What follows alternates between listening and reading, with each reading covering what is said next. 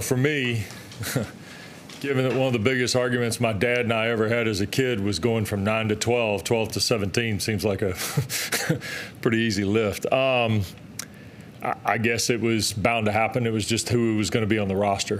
Felt like the realignment thing, the Oklahoma-Texas thing to the SEC kind of pushed it, and then the Big 12 acquisition of those Pac-12 schools. And then, without knowing a lot of the inside stuff on how, I know Notre Dame was really interested in helping Stanford as much as they could from some of the things I've read. Cal and Stanford do have quite an alignment, I've come to find out, and talking to folks out there, not just as universities but as athletic programs. And then, look, I felt like, and I know Rick Hart, the athletic director at SMU, his grandfather was the former commissioner of the Southern Conference when I was at Marshall 30 years ago. I know his dad, obviously, very well, who was the AD at Florida State for years. Rick is a tremendous athletic administrator, and I've had some friends in the past that have worked at SMU. And it's just been a matter of time and place before SMU wanted to have an opportunity. And when you're going to give 7 years of television money back, right? I mean, you're probably going to lean in on that. And that's a marketplace I think TCU has shown. And certainly Texas and Texas A&M dominate that marketplace at times. But I think TCU has shown, and SMU has shown 40 years ago, that if you are successful and you win, a lot of people will buy in. I think SMU is going to come in the league, and some of the stats on their season football tickets and the money they've raised are pretty impressive. So, let's buckle up and see how it works. I think it's an interesting time to go to 17 with the expansion of the playoff. I think the preseason poll is a little bit of a reflection of that, where, 8 different teams got first-place votes. I think this league could be a real factor in the college football playoff. When we were in Charlotte, I had 5 or 6 teams who I felt like had a path to the playoff or potentially to the ACC championship game. Now that we've been around and, I've only done a couple of these. This is my second of 3 of the road trips. I feel like that depth is starting to be realized across the board. Now, how it plays out in the first month, I think, is going to kind of tell us where the rest of the year goes. You mentioned, obviously, some of the teams that you could see making a run towards the playoff, but obviously with the way SEC and Big Ten has positioned itself, do you think the ACC is in a good spot right now with the teams they've added? Yeah, because the AP poll doesn't count. That's the thing you always have to remember. They turn this thing loose. And look, I have no problem with the people that vote for the AP poll. But that poll does not matter. It's a bar to which we put out there in August, but it's great, but it's irrelevant.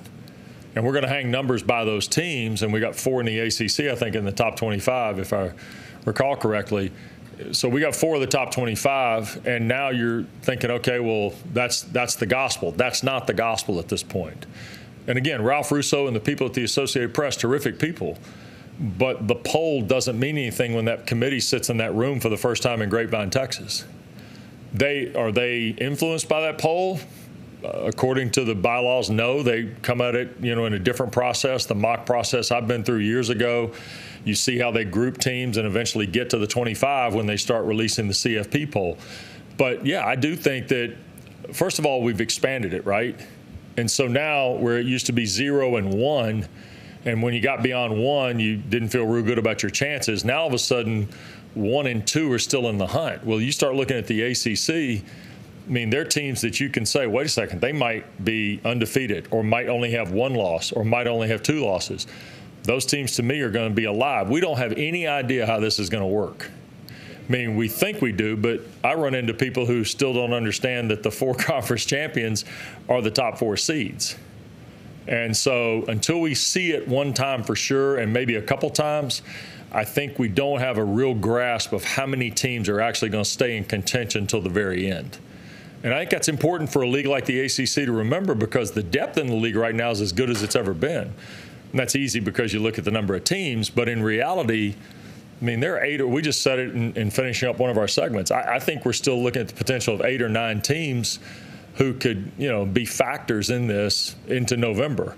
And it's funny for me, my blessing to do the NFL for so many years now in Atlanta, it's amazing how impactful those games get as the year goes. And I think that's what the ACC has to play for. is find ways to get your impactful games in the month of November going down the stretch. And Pitt saw that a few times. I mean, they've seen it here recently as well. So I think that's going to be a big part of this that we just haven't counted on yet. You think it's smart to have the top four, the two conference champions be the top four, and maybe the second place team in the Big Ten as an argument? I think the way the top four seeds are going to work is the conference champion is going to be the automatic. My understanding is those four teams are going to be 1, 2, 3, or 4 in some order. And then the highest rated G5 gets plugged in where they finish in the poll. Okay? And so then the second place team could be 5, 6, 7. I mean, it's quite possible that you could have a conference on conference matchup, in the early rounds. I mean, the days you and I were familiar with the 4 team and the old BCS is they tried to stay away from those conference on conference games. Now that's not going to be possible. And remember, too, you're going to campus sites in that first round. That's a big change, too. And I think that's something that, again, we don't know what that's going to look like. I mean, we think we do. It'll be great, but we haven't seen it yet. And, just having seen the NFL go through their, kind of the revision they made in the playoffs a year ago, I think you saw a lot of interesting games take place. And imagine now we're expanding this thing 3 times. We've gone from 4 to 12. It's not like we went 4 to 8. We just went ahead and burrowed to 12 and already talking about more. So I think that part is going to be fascinating to watch. I really do. Hang on real quick. Yes, sir. Yeah, you were just asked about the newcomers, Cal and Stanford, but about 12 years ago, this program was a newcomer. Yeah. How has Pitt kind of fit into the ACC landscape? I would say in terms of football, in a big way. I mean, they went through a little bit of cycling with coaches, right? And then when Paul Chris left, you saw them make what I thought was a terrific hire. And better than that, they also gave Pat the patience to build this thing to where there's a degree of continuity. And that's why, I come away from this thinking the first 4 games are going to be pretty important for Pitt. Continuity at quarterback is going to be really important. The emergence of the defense, you've seen some names on there. You know how the transfers probably factor into it from watching the spring. But now, how does it look when they get on the field and start playing week after week, right? I think Pitt, and a lot of credit goes to Heather with her leadership since coming on here. I know Pat was hired by the previous administration. And I think Heather's understood that patience that goes with building a program.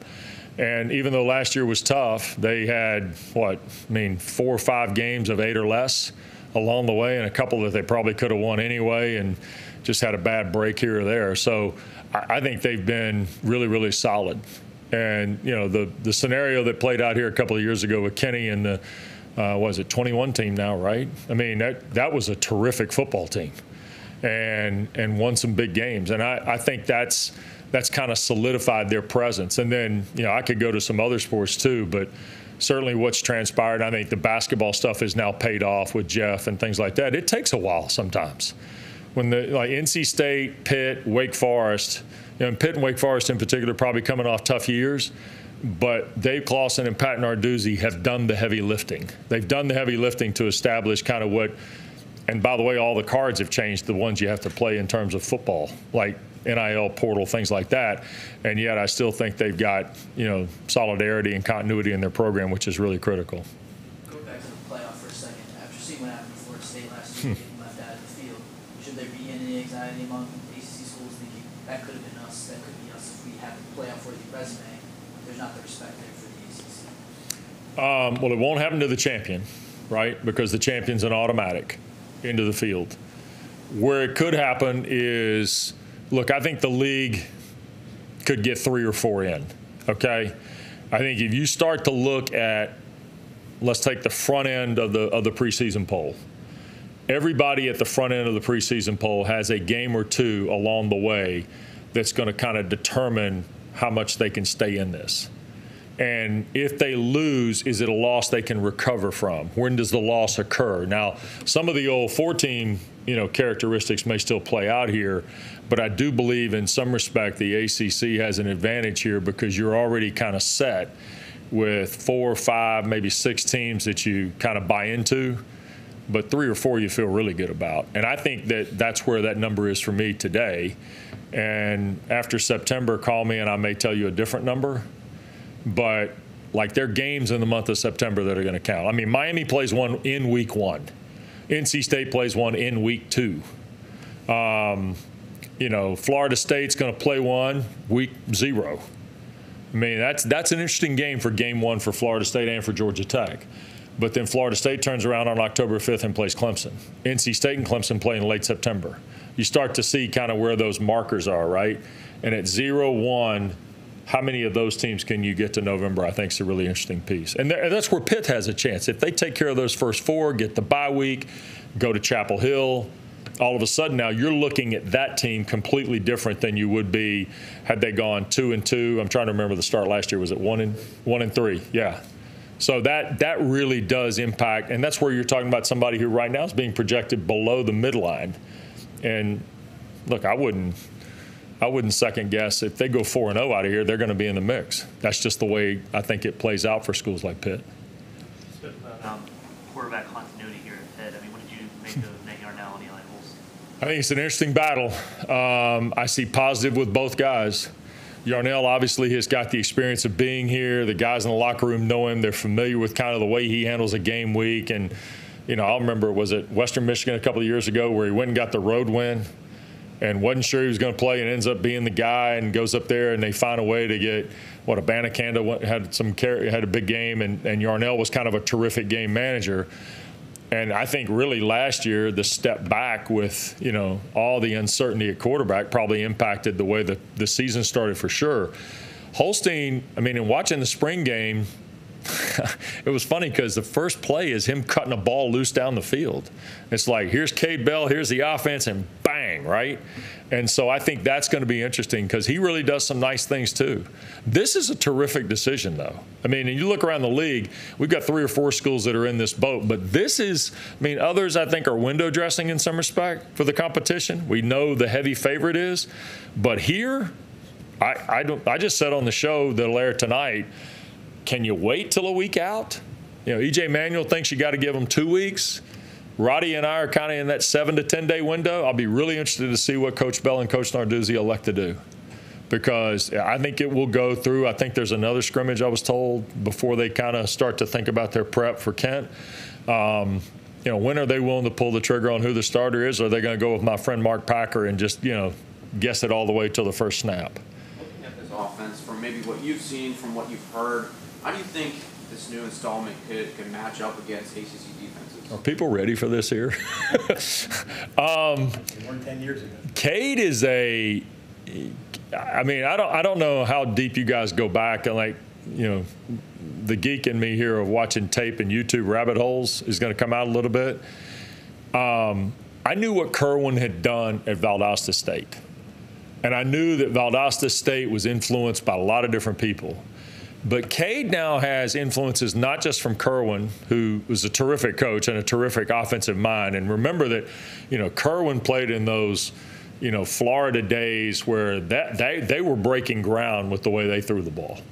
So Cade has taken all of that and now expanded it. And, you can tell by the lineups and the formations and the brief bit we've been able to watch the last couple of days that there's some NFL influence in this. Like, for me, the most interesting player on the field is not any of the running backs or any of the wide receivers, it's Gavin Bartholomew. Because if I'm Cade Bell, I know he's a weapon with the football. And, the one thing you can't question about Bartholomew is his athleticism and his toughness. And I think he is a fascinating part of what they could become. Now, Mumfield's going to be great. Lee, the sincere Lee, C.J. Lee, I guess, the kid that came from Western, obviously is proven commodity. Reed is a proven commodity. You know what, when healthy, Hammond can be. But to me, Bartholomew is a guy that the way this kind of looks and the way it kind of fits, Bell likes toys, and he's got toys here. And I think the real challenge, it's a twofold thing. The real challenge is, and I thought Ryan Jacoby and Terrence Moore, who were on the show tonight, were really reflective with Roddy yesterday in a piece we taped about, their transition here. And Pat talked about, how much the strength and conditioning program has affected, how these kids are going to be in shape. The second part for me, and EJ brought this up, you can go fast, you want to run a lot of plays, but it's also complementary to the defense. And how does that fit? So I think it's going to be really interesting to watch it happen. And again, I'll go back to those first 4 games. You're going to go, clearly you're going to see 2 Big 12 teams in the middle of that 4-game stretch. That feels like, to me, how much continuity, how much rhythm do you have, how much stability in your depth chart? Have you stayed away from some big injuries? Remember the West Virginia game last year, they lost, 2 starters, I think, in the game that night. That becomes, you got to stay away from that. That's the one thing that can sidetrack anybody, whether they're a good team or a great team. Who's caught your eye on defense? Well, the veteran guys in the back. P.J. O'Brien always catches my eye when I watch Pitt practice. McIntyre, McMillan, I think Brandon George is a nice fit. He's a guy in my book who I've watched play a lot, and I remember calling his name in a lot of broadcasts. But you also find a Brandon George as a guy now who has to not only be that guy, but he's got to be a leader. And that side has been so well led here the last handful of years. I mean, Servassier Dennis, to me, was just terrific. Kalijah Cansey was more of a quiet leader. I mean, they just had some really, really talented defensive guys here. But it feels like, in talking to Brandon briefly, that he knows this is his time. And he's old enough to probably be able to control the locker room and the respect level from his play, as well as what he says verbally. And I think that's a secret to anybody's team.